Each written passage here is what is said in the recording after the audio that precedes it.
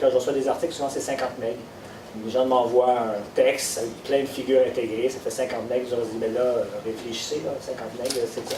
On a perdu cette notion-là.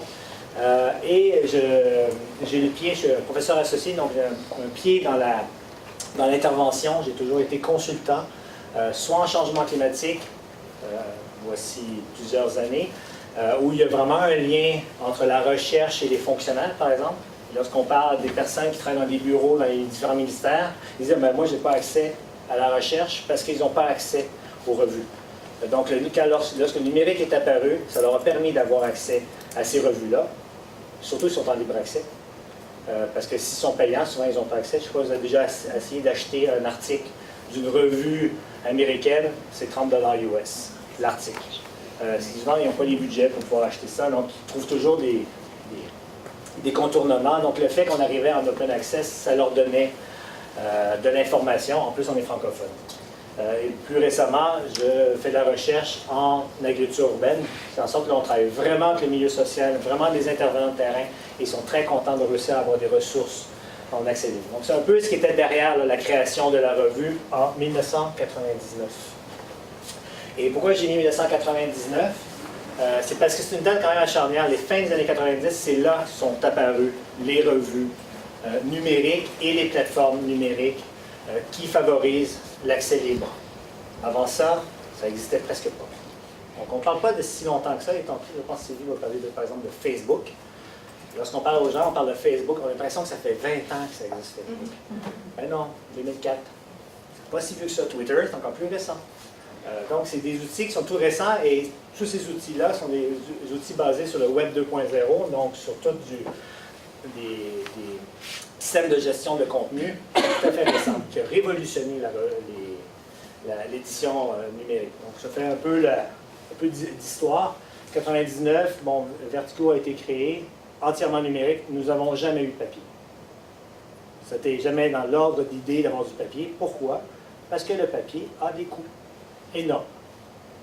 Et lorsqu'on a en 99, je finis par être un peu plus vieux que j'étais avant, mais en 99, j'étais un étudiant de doctorat qui attendait que son comité corrige sa thèse. Je n'avais rien à faire d'autre que d'attendre, ça fut relativement long. Alors, avec un ami, on a décidé de créer une revue pendant ce temps-là. Donc, l'idée de faire de l'impression, je n'avais pas les moyens d'imprimer, je n'avais pas les moyens de payer un graphiste. Donc, on a décidé de faire l'Internet parce qu'on était capable de programmer. On pouvait programmer, les programmes en open source, donc libre de droit, existent. On a pris ces programmes-là et on a fait de la programmation. On pensait, lui, a fait de la programmation, puis elle a fait, bref, je passe les détails. Bon, ça me dit. Donc, ça, c'est ça. Et lorsque j'ai mis beaucoup de photos, c'est un 5 à 7, on a essayé de mettre des photos. Et lorsqu'on a créé la revue, c'était ça. On a dit, papier, poubelle. On n'en veut pas, on fait la révolution, on change le monde. On va changer complètement le monde, mai 68, une photo de mai 68. On change le monde, on révolutionne. On était vraiment parti dans cette idée-là que vraiment, on va faire des revues, là, mais incroyables, ça va révolutionner, ça va être différent de tout le reste. C'est à peu près le mouvement qu'il y avait à cette époque-là, lorsqu'on se parlait entre personnes qui avaient des revues électroniques qui partaient ou qui existaient depuis un certain temps, c'était à peu près ça. Tout le monde disait, on va révolutionner, on va inventer des choses incroyables. Donc, on va créer des choses, hein? On va faire des petits dessins, on va faire de la vidéo. C'était le grand rêve, Woodstock. Hein? Vous avez là, le trip total. Pas sûr que certains n'en sont pas revenus. Donc, c'est vraiment cette idée-là. Ça fait à peu près ça, là. On vivait le futur, on voyait le futur, on disait, oh, c'est là qu'on va se rendre, hein, le super truc, les martiens, les voitures qui volent. On va avoir de l'hypertexte partout. Donc, les gens, ils vont naviguer dans le texte, là, on va pouvoir les renvoyer vers un autre site, puis on va faire naviguer les gens, puis on va faire une nouvelle approche de la lecture scientifique. On va inclure des vidéos, on va inclure de l'audio, on va faire des textes évolutifs. Donc, la personne peut mettre son texte scientifique, on va permettre au lecteur de changer les choses, ou deux, trois lecteurs de faire un texte évolutif sur le site en même temps. Puis là, quelque part, les personnes néophytes qui veulent seulement avoir du contenu vont voir le texte évoluer. C'est des rêves, en disant qu'on va mettre des couleurs, on va trouver des moyens de rendre ça beau, artistique quelque part, et scientifiquement évolutif, intéressant, parce qu'on rentre en dialogue. Quand on fait ça, on n'est plus en train de tout seul écrire notre article, on l'écrit à plusieurs mains. Bien beau. Plein de bonnes idées.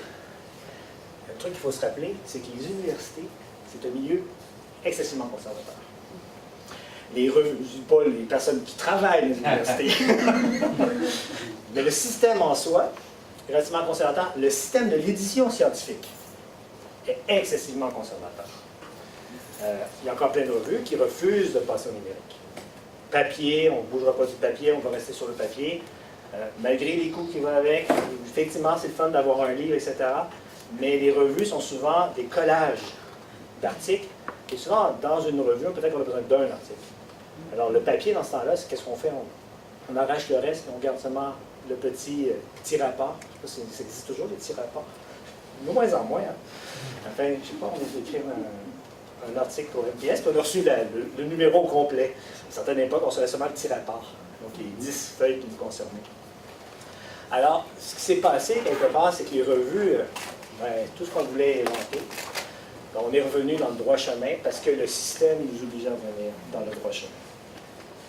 Je vous disais, en 1999, on a commencé à créer le premier numéro.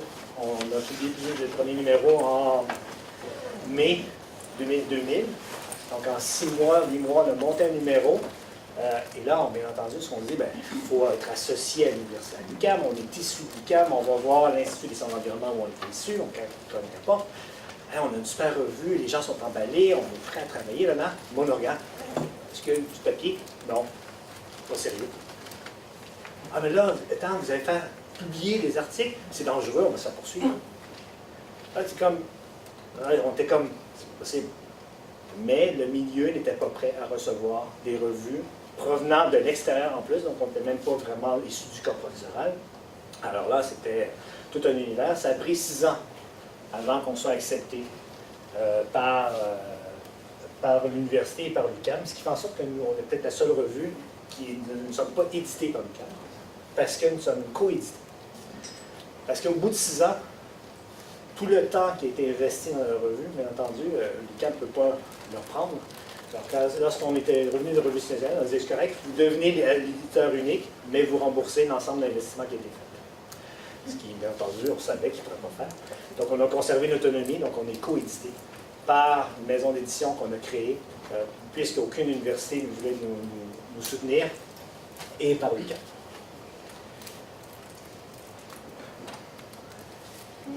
Donc, c'est un peu ça l'image. J'essaie de trouver une image de comment on pouvait se sentir à l'époque. On était comme des petites tortues qui venaient de sortir de leur nez du sable, tout fou, tout molle. Mais il faut se rendre à la mer. Hein. Beaucoup d'obstacles. On les évite, on réussit à survivre, on les évite. Beaucoup meurent en chemin. Pour avoir vu plusieurs compagnons et revues compagnes partir maintenant de nous, nous sommes la seule toujours vivante.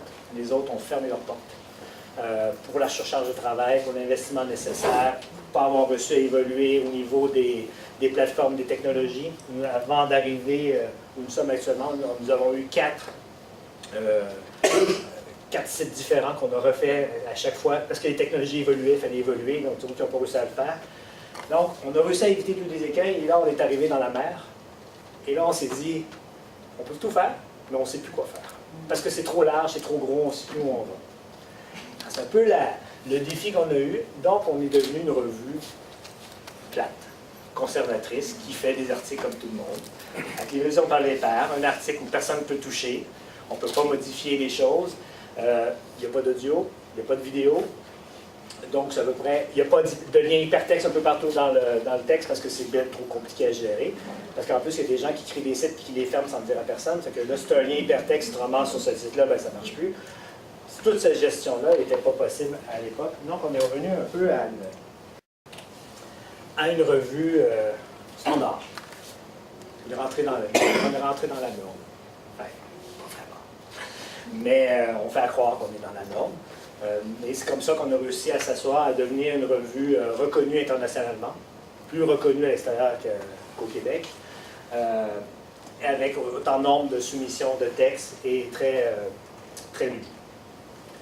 Dans tout ça, ce qui s'est passé aussi, c'est qu'il y a des forces sociales qui perturbe actuellement l'écosystème de l'édition savante et qui peut-être nous pousse dans le dos, nous qui sommes apparus avant l'Open Access avec le Budapest Open Access Initiative en 2002 qui a décidé, des gouvernements, des acteurs, différents acteurs, il y a plus de 7000 signataires qui ont décidé que l'Open Access, l'accès libre des connaissances devait être valorisé. Donc là, ça me donne une petite tape, ça me pousse dans le dos en disant oui, vous avez pris le bon choix. Parce que nos lecteurs, c'est gratuit, nos auteurs, c'est gratuit. Il faut comprendre que c'est pas parce que vous êtes lecteur, vous pouvez lire gratuitement, que le chercheur ou la personne qui a publié ou le praticien qui a publié un texte, lui, il n'a pas payé derrière. Nous, les deux, c'est gratuit. Ce qui apparaît aussi, Wikipédia, la construction de la connaissance par tout le monde. Tout le monde peut participer à mettre la connaissance en place.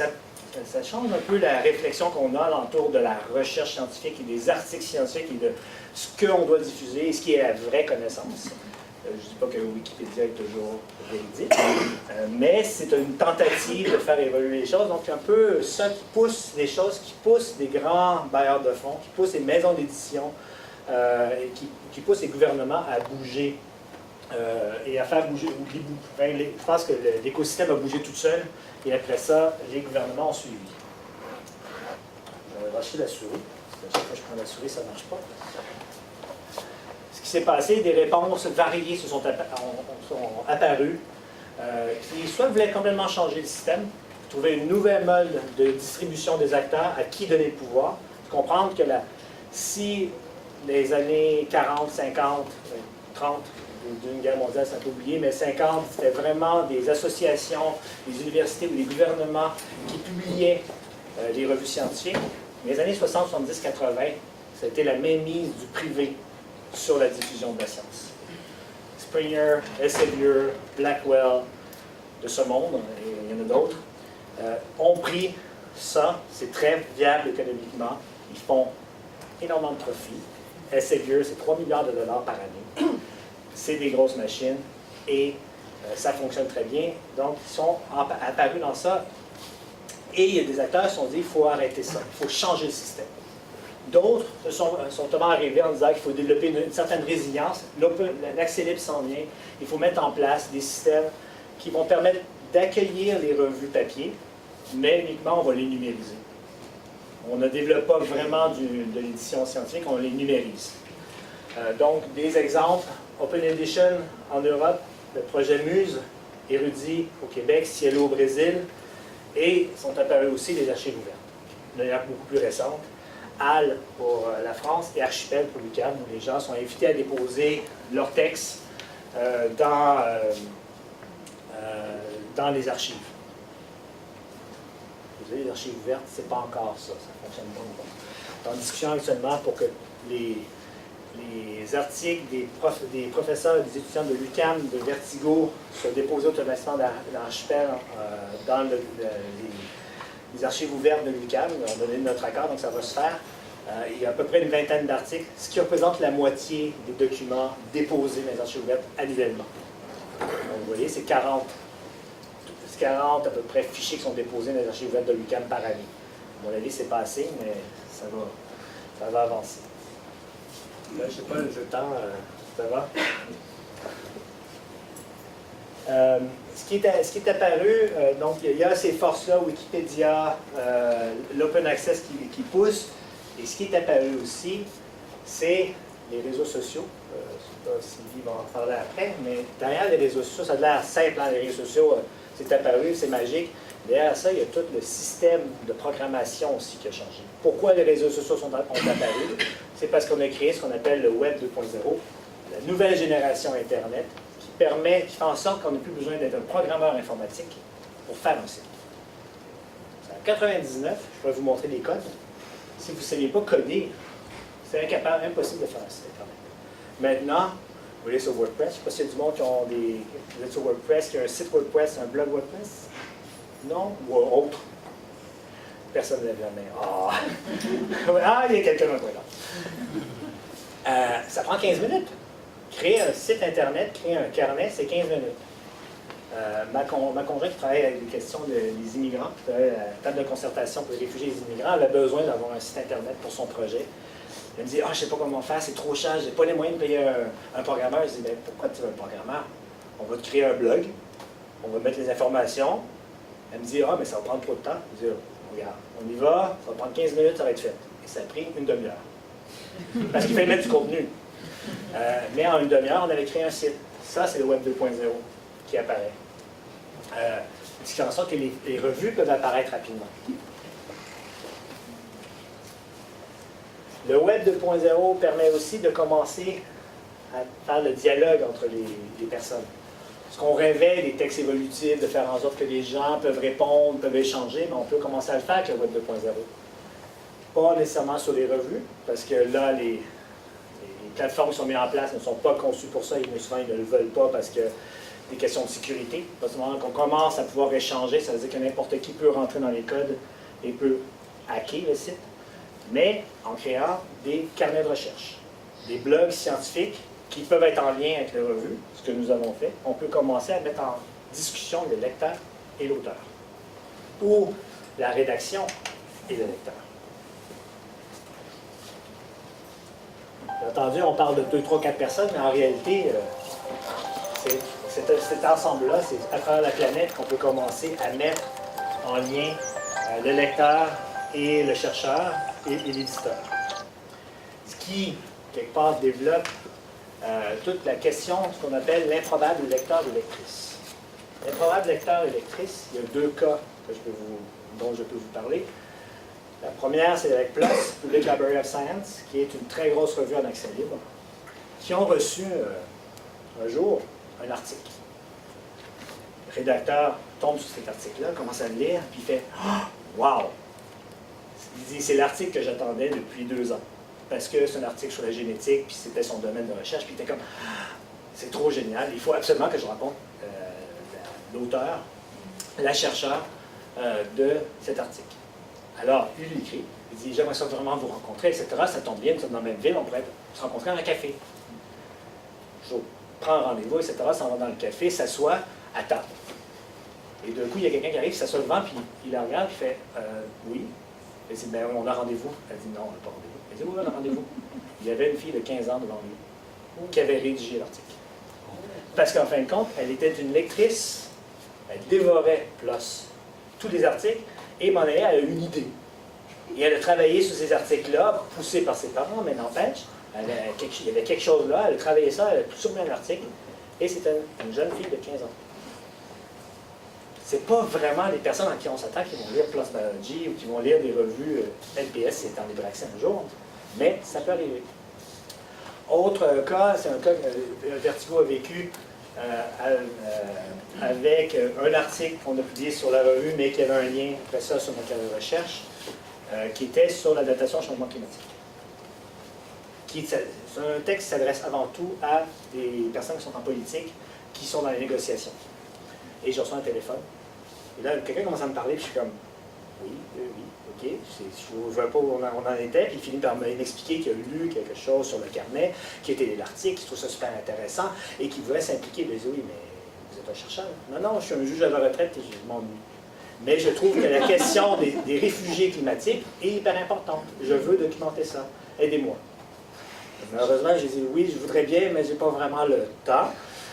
Mais on a réussi à dire, j'ai dit, commencez à travailler, puis envoyez-nous quelque chose. Et de là, ces improbables lecteurs, je me suis même dit qu'un juge à la retraite, qui n'avait rien à voir avec l'environnement à la base, puis finirait par lire quelque chose et pouvoir s'impliquer. Finalement, on se retrouve les revues dans ce monde en rapide évolution.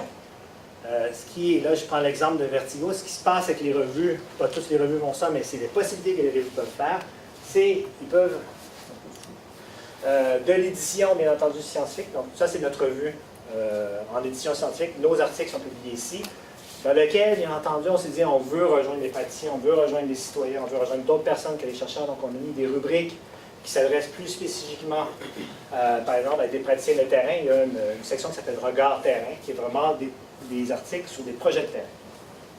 Et l'autre, débat et perspectives, donc c'est là qu'on parlait des réfugiés climatiques et autres. Et eux sont toujours en lien avec notre blog, avec notre carnet scientifique, où les gens peuvent mettre des commentaires. Parce que là, c'est sécurisé, c'est prévu pour. et c'est sécurisé aussi en conséquence. Derrière ça, ce qu'on a réussi à mettre en place aussi, c'est des veilles scientifiques. Puis mon KS. Des veilles scientifiques dans différents domaines où des chercheurs vont partager toutes les informations qu'ils voient sur le web, qu'ils trouvent intéressantes, ils vont les partager à l'ensemble de la communauté. Parce que c'est toujours en accès libre, ça fait en sorte que les gens peuvent aller, ils vont voir les tags, et ils vont 2, 3, selon les veilles scientifiques, selon les veilleurs.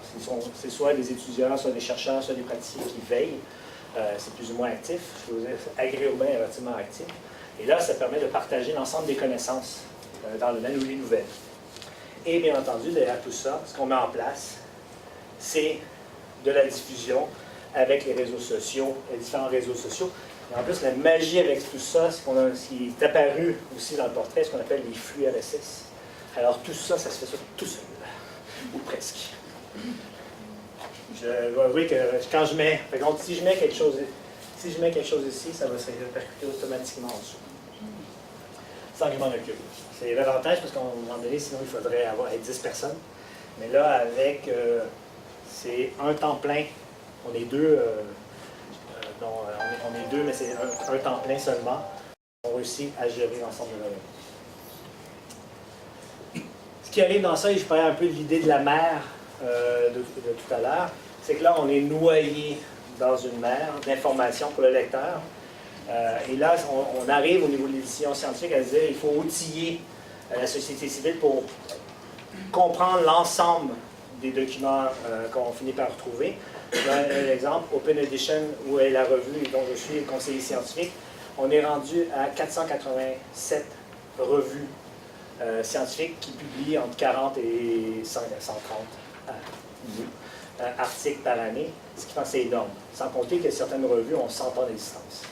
Donc, dans les plus vieilles revues de la France, sont là. Donc, la quantité, la somme phénoménale d'informations qu'on retrouve seulement sur cette plateforme-là, puis c'est une plateforme à travers toutes les autres, bien là, il y a un problème, c'est que le lecteur est noyé dans cette information-là, et souvent, on va perdre du contenu. Enfin, on n'aura pas accès du contenu parce qu'il est trop loin, il est archivé trop loin, ça fait 40 ans qu'il est publié.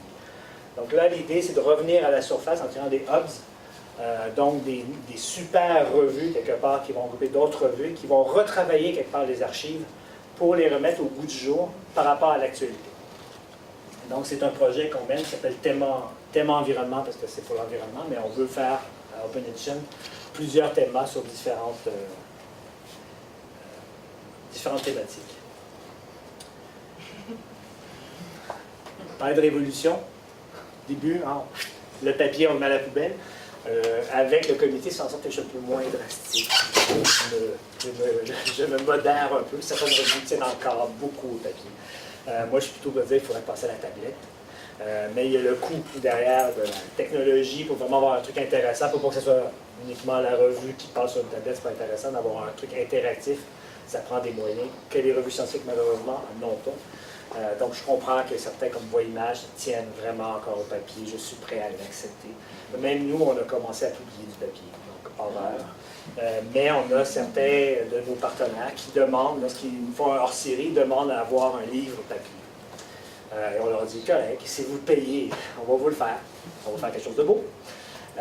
Mais on est revenu à ça. Mais il y a toujours l'idée derrière qu'il faut continuer quelque part la bataille parce que le numérique, on n'a pas réussi à développer tout ce qu'on voulait. Et il va falloir le faire. Il faut revoir les codes peut-être de l'édition scientifique. C'est peut-être notre rôle quelque part de revoir ces codes-là qui existent. Les codes d'édition scientifique, ça fait 75 ans qu'ils existent. Ils ont très peu été remis en revue. Développer des nouveaux partenariats, peut-être développer des plus grands partenariats entre les universités et la société civile et les praticiens, parce que la revue papier cantonnait vraiment la recherche et la publication scientifique dans l'université. Là, c'était le temps de l'ouvrir. Ce n'est pas encore complètement fait. Même quand c'est numérique, c'est pas dire que c'est accessible nécessairement et c'est pas non plus développé pour rendre accessible. Et là, on peut parler de l'inverse où les ministères barrent les accès. Je parlais récemment à quelqu'un du MAPAC qui me disait « je ne peux pas vous consulter parce que mon ministère a mis un pare-feu, donc je ne peux pas aller sur Internet. » Mais enfin, il y a toujours les moyens, puis avec Skype, etc. Donc, il utilise les codes de sa fibre, il contourne. Et donc, développer un écosystème correspondant au 21e siècle. Je pense qu'on est rendu là et on prépare en mai 61 pour les revues. Moi, je suis un peu toujours dans ce move-là, essayer de voir comment on peut refaire l'écosystème et pourquoi nous, on a décidé de passer à ce qui s'appelait Revue.org à Open Edition, que je n'ai pas mentionné, tantôt j'ai toutes les plateformes, parce que cette plateforme-là remet en question l'écosystème actuel, où les revues, en fait, finalement, ne sont pas maîtres, ne sont jamais maîtres de leur diffusion ou de leur édition, parce qu'on est pris avec le papier, quand on est avec Elsevier ou autres grandes diffuseurs, on est pris avec eux. Si on est avec d'autres plateformes, souvent, c'est eux qui vont nous éditer, nous on fait le contenu, mais c'est comme on a le contenu, puis eux vont faire le papier. Open Edition a dit, nous on vous offre une plateforme, mais vous êtes maître de votre donnée, et tout est en open source. Ce qui veut dire qu'on peut partir quand on veut, avec l'ensemble du contenu. Donc on n'est pas attaché, on est libre. Et on peut pousser ensemble pour développer. Bien entendu, les vidéos, je parlais tantôt des vidéos. Les vidéos, maintenant, c'est possible de le mettre dans des revues. L'audio aussi. Mais il reste toujours la question du vidéo. C'est une grande difficulté. À Open Edition, nous avions une des plus vieilles revues d'études photographiques françaises qui a édité sur Revue.org pendant plusieurs années, jusqu'à temps qu'au niveau juridique, il se fasse attaquer. Parce que les photos qu'ils utilisaient, ils avaient les droits papier, mais pas les droits numériques. Ils étaient prêts à les acheter. Ils étaient capables. N'essayez pas d'acquérir les droits numériques d'une photo, d'une peinture de Picasso ou de même un artiste à moindre niveau. C'est même pas à vendre. C'est même pas la question du prix qui est exorbitant, ce n'est pas achetable. Donc, si vous aviez dans votre revue, une revue photographique, vous imaginez, il peut y avoir des photographes de renom, utiliser des photos de photographes de renom. Si un article porte sur tel photographe, il en fait l'analyse, ben, il prend les photos, mais il n'y a pas les droits. Donc, c'est des grandes batailles. Cette revue-là est revenue.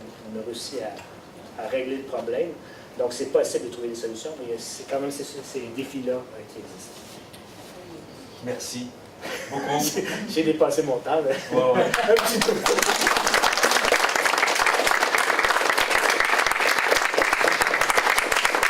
Si vous avez des questions, je vais être là. Ouais, on peut les prendre quelques-unes maintenant, puis après ça, on enchaîne ces questions.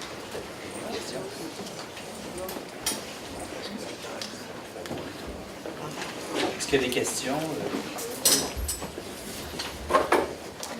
Oui? Oui? Du côté carnet, est-ce que ça a déjà réagi beaucoup? La bonne. Je donnais une conférence au service des bibliothèques de l'UQAM hier, ça m'a pris 2 heures seulement de parler pour les carnets. Pour notre carnet, non, très peu. Et la seule fois où ça a réagi, parce qu'en fin de compte, ça devient quand quelqu'un réagit et qu'il y a une réponse, c'est là que ça commence à se développer sur le site, donc il faut jouer le jeu. Et la seule fois où il a commencé, c'était sur l'accident nucléaire de Fukushima au Japon. Et quelqu'un qui commence à commenter le billet, n'était pas d'accord. Et l'auteur du billet a dit « Ah non, moi je fais pas ça, répondre à des billets. » Là, pourquoi tu m'as promis, parce qu'il est membre du comité de direction, il dit « Pourquoi tu m'as donné ce billet-là si tu veux pas jouer le jeu? » Parce que c'est l'idée du blog. Donc, sur notre blog, ça ne marche pas beaucoup encore. Et je pense qu'il manque encore un peu de compréhension et de volonté de le faire. Pour certains blogs, ça marche relativement bien. Peut-être trop bien pour certains. Ce qui s'est passé aussi, que c'est bon, les carnets de recherche, c'est une plateforme qui s'appelle Hypothèse. On est rendu à 837 carnets. Et en général, quand on parle comme ça, on est rendu à 838 parce qu'il y a tellement de carnets qui rentrent. Aux 5 minutes, il y a un carnet qui est accepté à peu près. Donc ça va très vite, l'augmentation de carnets. Ce qui s'est passé, que des fois, il y avait 4 carnets. Puis d'un coup, les auteurs des carnets se sont rendus compte qu'ils se parlaient l'un l'autre. Ils se répondaient. Puis au début, quand tu en as 2, tu te rends compte. Mais là, c'était 4 personnes qui s'échangeaient. Donc, ils se sont dit, on va arrêter d'avoir 4 carnets, on va en créer un seul, où on va tout fédérer. Et donc, on conserve leur carnet, mais en plus, ils se sont créés un carnet collaboratif. Donc, il y a des choses qui sont ça qui se passent. Il y a d'autres, vraiment, il y en a un sur la monnaie unique. Quand c'est monnaie unique? Je pense que c'est sur l'euro, mais l'euro pour l'ensemble, pour la Russie, puis au l'inverse. Bref. Sur l'euro, en tout cas, je sais, et il est hyper lu. Parce que c'est un chercheur très connu, et lui, il a beaucoup de commentaires, mais en plus, il joue le jeu à répondre.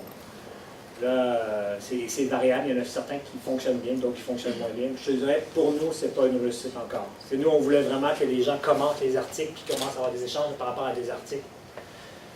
Il faudrait mettre un effort, faire plus connaître, là, c'est un travail supplémentaire. Donc, c'est à peu près ça que je vais te répondre. Mais au niveau anglophone, ça marche. Ça, c'est pas un problème. C'est sûr aussi, là, il faut faire attention, on est dans le monde francophone. Les blogs scientifiques sont très reconnus. Aux États-Unis, entre autres, les chercheurs peuvent faire valoir qu'ils ont un blog. C'est reconnu. Lorsque tu vas en France ou ici, tu as étudié que tu as un blog, et les gens vont dire « Ah oui, c'est pour tes vacances ». C'est pas reconnu scientifiquement encore. Ça va arriver. Là. Je pense qu'avec l'hypothèse était l'idée, c'est de reconnaître comme quoi un blog, c'est aussi la diffusion de la connaissance. Parce qu'il y a du monde qui finissent par faire des livres avec leur blog. Il y a des échanges sur des articles scientifiques où des chercheurs, des programmes de recherche où les gens échangent. Un des exemples qu'on connaît, c'est il y a une ANR, c'est un programme de recherche français financé sur l'histoire d'un philosophe grec du Moyen-Âge, que je vais être capable de mentionner, mais c'est l'idée, vous imaginez, les gens sont dans les archives, ils fouillent dans les archives, dans les bibliothèques, et c'est vraiment sur un philosophe particulier, et ils sont 3 chercheurs. Ils passaient avec les 3 seuls à travers le monde à travers sur ce philosophe-là, ils échangeaient sur leur blog, et là, ils faisaient l'interprétation de texte, et d'un coup, il y a quelqu'un qui s'est glissé dans leur conversation, et il dit « Je pense que vous êtes dans le tort ». Là, ils ont fait « Comment ça? On est les spécialistes, etc. » Et c'était un étudiant de doctorat, en plus. Alors, vraiment, là, ça ne pas de bon sens de dire que les autres gens ont tort. Mais lui, il travaillait sur un autre philosophe, une autre période, un peu plus de quel pays, mais bref, rien à voir. Mais en faisant ses fouilles, en faisant ses recherches, il est tombé sur un écrit à Cambridge de ce philosophe grec, dont les 3 chercheurs étudiaient. Et, je ne sais pas pourquoi, mais il a décidé de le lire. Il a lu, puis il dit « Ah, c'est intéressant ». Et d'un coup, il est tombé sur le carnet, puis il a fait le lien entre les deux. Il dit « Non, mais moi, l'écrit que j'ai de ce philosophe-là ne dit pas ça ». Mais c'est que les chercheurs n'avaient jamais eu accès à ce contenu-là. Alors là, le carnet a permis de faire cet échange-là. S'il n'y avait pas hésité, mais ça n'aurait jamais eu lieu. C'est pas dans un article scientifique que ça serait passé. Donc les carnets font aussi ce genre de rôle. Ça, on peut voir tout l'intérêt, justement, pour la nouvelle pratique aussi. Le champ des services sociaux, l'action communautaire, les événements qui évoluent. Effectivement. Si tu permets, justement, dans le domaine des fleurs, des plantes, il y a Botanica en France, qui a un site collaboratif depuis que tu connais.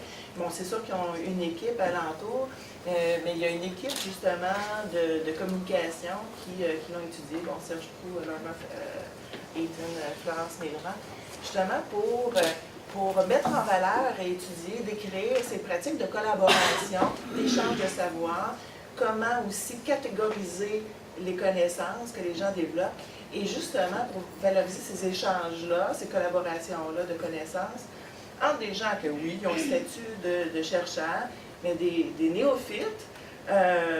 Et effectivement, la connaissance s'emporte mieux à travers ces échanges-là. Alors, Botanica, pour les gens qui aiment les orchidées puis les crocus. L'autre cas très connu en environnement, c'est les ornithologues. Ah oui. L'ornithologie, il y a la science collaborative en ornithologie, c'est incroyable parce que les gens, ils prennent les photos d'oiseaux, ils identifient, puis ils mettent sur les sites, ils sont tout contents, ils partagent. Il y a des cartes incroyables où les citoyens mettent des choses. Et malgré les erreurs qui peuvent arriver, parce que dans les amateurs, il y a des amateurs éclairés, il y a des amateurs un peu moins éclairés, donc il y a certains qui vont faire des erreurs, mais dans la masse d'informations, on fait en sorte qu'il n'y ait pas plus d'erreurs que c'est un scientifique dans un laboratoire parce qu'il y a toujours une marge d'erreur. Et sur le total, c'est impossible pour un chercheur de réussir à faire autant d'identifications, mais avec l'ensemble des citoyens, ça leur permet d'avoir de la connaissance et des échanges. Donc, création de contenu, création de nouvelles connaissances. Merci.